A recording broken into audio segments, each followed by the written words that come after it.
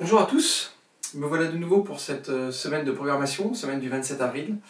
On va commencer directement par le lundi. Lundi sur C8 à 21h15, vous pouvez retrouver Nevada Smith d'Henry Hathaway. Alors c'est un classique du genre, le western classique, par un habitué de la réalisation des westerns, Henry Hathaway. Alors en tête de ce film, vous retrouvez Steve McQueen qui sort de sa série Au nom de la loi. Vous savez, où il joue le rôle d'un chasseur de primes avec une Winchester, avec canon et crosse coupée. Donc c'était un peu il s'était fait un nom, il commençait à devenir une petite star. Donc c'est un film âpre, violent, enfin violent pour l'époque, mais sur une histoire de vengeance. Donc c'est assez sobre, c'est plutôt bien fait. Alors, il y a peut-être un peu quelques longueurs, mais bon, c'est Steve McQueen, donc moi je suis fan, donc on peut le regarder les yeux fermés. Sur M6, à 21h05, une comédie à l'américaine, Mon beau-père et moi, de Jay Roach. Ça se laisse regarder, c'est avec Robert De Niro et Ben Stiller. On sent que les deux acteurs sont donnés à cœur joie. Robert De Niro était content de faire de plus en plus de films comiques. Il prend du plaisir à martyriser ce pauvre Ben Stiller. Et puis, petite anecdote rigolote, au bout d'un moment, il lui raconte son passé. Notamment, il est resté 19 mois prisonnier des Vietnamiens. C'est évidemment un clin d'œil à Voyage au bout de l'enfer de Michael Cimino. Mardi, sur France 2, je vous propose de regarder à 21h, une fois n'est pas coutume, un documentaire. Magnifique documentaire qui s'appelle Félin de Sarah Douglas et Anna Place. Écoutez, elles ont filmé les animaux comme jamais. C'est magnifique, les images sont superbes. Il y a des grands espaces. Je peux vous dire que dans cette période, ça fait du bien, donc ça nous fait voyager. N'hésitez pas. Mercredi à 20h55 sur Arte, je vous propose de regarder L'Appât de Bertrand Tavernier. Bertrand Tavernier, c'est un réalisateur, j'en ai parlé la semaine dernière, sur lequel vous pouvez vous pencher sur toute sa filmographie, c'est toujours intéressant de voir ses films.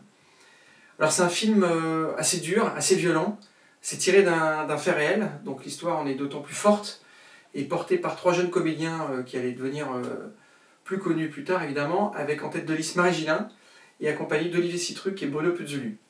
Ça parle un peu des faillites de notre société, et puis de la limite qu'ont les jeunes souvent entre la réalité et la fiction. Ils ne se rendent pas bien compte de ce qu'ils font et les conséquences de leurs actes. Et cette violence, c'est assez intéressant de voir comment elle a évolué et comment nous on l'aperçoit, parce que lorsque France 2 voulait le diffuser lors de ces soirées il y a une vingtaine d'années, ils ont failli le diffuser à 23h parce que le directeur des programmes trouvait que c'était trop violent.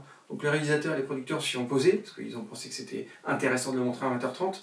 Et aujourd'hui d'ailleurs il passe sur Arte à 20h50 sans aucun problème. Jeudi sur TF1 à 21h05, alors on bascule complètement de l'autre côté, Les Visiteurs.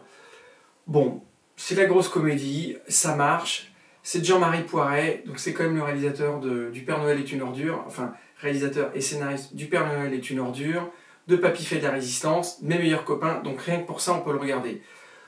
Ça marche, on rigole, il y a des dialogues cultes, et puis c'est porté par trois comédiens quand même fantastiques, que sont Christian Clavier, Jean Reno et Valérie Lemercier, donc à voir avec toute la famille. Dimanche, attention, deux énormes classiques. Donc on enregistre et puis on les regarde séparément.